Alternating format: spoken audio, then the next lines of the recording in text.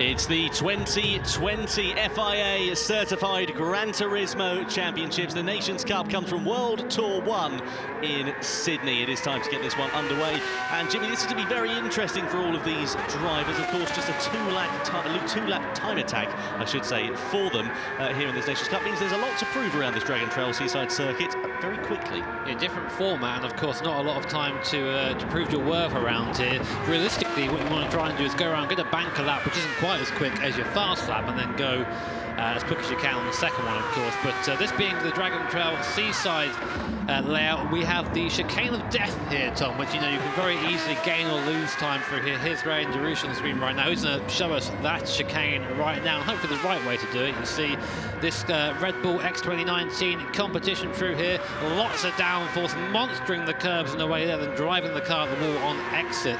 Now, as you can probably see on your screen, the cars have been spaced out, so slipstream will hopefully not be a factor around here. Drivers have been told if they do have a spin, they need to let the rest of the drivers through before rejoining the circuit, but we'll get back to that now. Times will be coming in soon, but for now, it's just getting up to speed.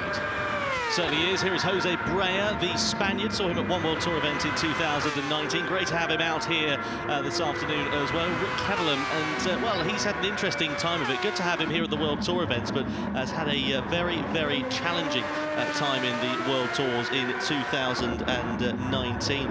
Some relatively average results, I think it's probably fair to say, for the Dutchman over the course of that season. His best result was a 6th place finish. His worst was an 11th place finish over the course of the 7 races, and he was in 5 events as well, so it didn't go his way necessarily in 2019. Maybe this year will be the year that he, if you'll pardon the pun, turns a corner.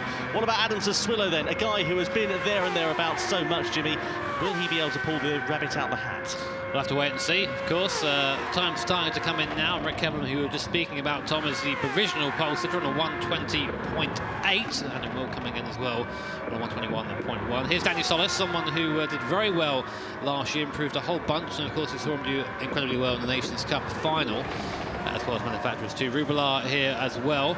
So right now we're just getting the banker laps coming in. Our drivers who have completed 1 lap do have 1 more, as well as Ryan Darush, of course, our manufacturers champion from last year, showing that he can get this thing sideways when he wants to. Here's Cody Nikolakowski, undoubtedly one of the favourites, I think, Tom, I think it's fair to say, here in Sydney. He has a lot of pressure on him to perform well at this event, especially in front of a home audience as well. Yeah, fastest in the second sector overall was Cody Nikolakowski, and fastest in the final sector to go to the top of the pile onto his final lap. He comes now here. What will he be able to do? What about Rick Kevelam here then? Second position he is. You can see he's less than a 10th of a second down as he comes through this incredibly tricky chicane. Look at the commitment through there. Judges it absolutely perfectly as he comes down into this very difficult final corner as well. It's so easy to understeer and lose bucketfuls of time. Will Kevelam be able to do anything and gain some time in that final sector to overhaul the man who is currently pole? This guy here, Cody Nikolakowski.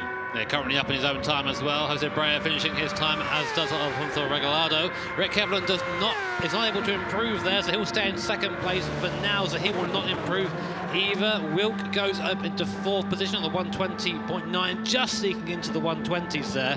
But it's all about what Cody can do. Here he is now with camera on him. He's only just up on his best time so far, so it doesn't really matter too much, I think, at this point, because Danny Solis there moving up into 4th place, showing that he is definitely one to look out for this year, but I think it's going to be all about Cody here. Yeah, the only man who can beat Cody Nikolakowski at the moment is himself, unless Ryan Darush can do anything about it, but he can't. He's down in P8, he crosses the line, doesn't improve in time or track position, but here is the Australian then on home soil in Sydney, out of the final corner and over the timing line. Cody Nikolakowski will come over the line, and he does improve, and he secures pole position in his group in qualifying for the Nations Cup at the Dragon Trail Seaside Circuit. Hugely impressive stuff from all those drivers. Let's see what they're going to be able to do on race day here in Sydney. It's time for Group Y qualifying for the Nations Cup then.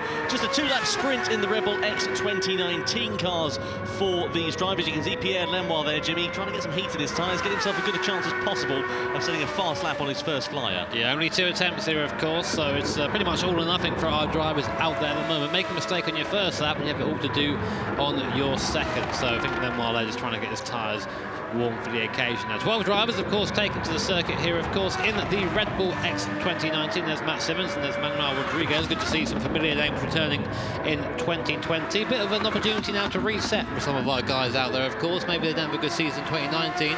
Time to just start it all again here in 2020. What a place to do it here in Sydney. It certainly is, yeah. Tatsuya Sugawara there. You can just see him coming out of the final corner. Here is Salvatore Maraclino, the Italian, who was so impressive in the World Final in Monaco last year. Will he be able to do some good things here in 2020? It remains to be seen. He got his way all the way through to the Grand Final in Monaco last year, finishing 8th position there, which, given the level of competition we had, it was a hugely impressive result. This man here was also very impressive.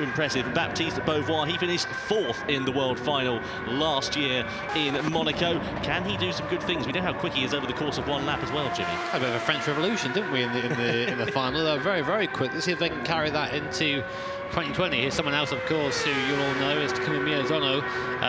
Very, very quick guy, very quiet guy, really. And you saw how much it meant to him when he wasn't able to secure the win in Tokyo, where we all thought he was going to be the favourite there. Same, of course, with Monaco as well. So this is a man, I think, with something to prove this year. Certainly is. Pierre Lemoire is the first driver to set a fast lap in this session, a 1 minute 21.709, as you can see. There is Takuma Miyazono just going through that right-hander. Marc Pinel goes to the top. Benjamin Barder, good to see the Hungarian back in action in 2020 as well. He goes to the top of the pile initially as all the drivers setting these banker lap times. Matt Simmons, the local boy, the Australian, is in 2nd position currently at the end of his first flying lap. Now here is Benjamin Barder. You can see him as he comes down in towards this right-hander, and it's very deceiving that, because the amount of downforce these cars have, you can chuck it straight through into there completely flat before hammering on the anchors and down to first gear. Tatsuya Sugawara and Salvatore Maraclino set their respective lap times on their first banker, and here is Jonathan Wong as he comes out of the final corner and over the timeline. Where does he put himself? It's only going to be the top step of the order, isn't it? Look at that, hugely impressive. The first driver into the 1 minute 20s. In fact, I think that almost rivals another time from the other session we had in Group X as well, so we'll keep an eye on that.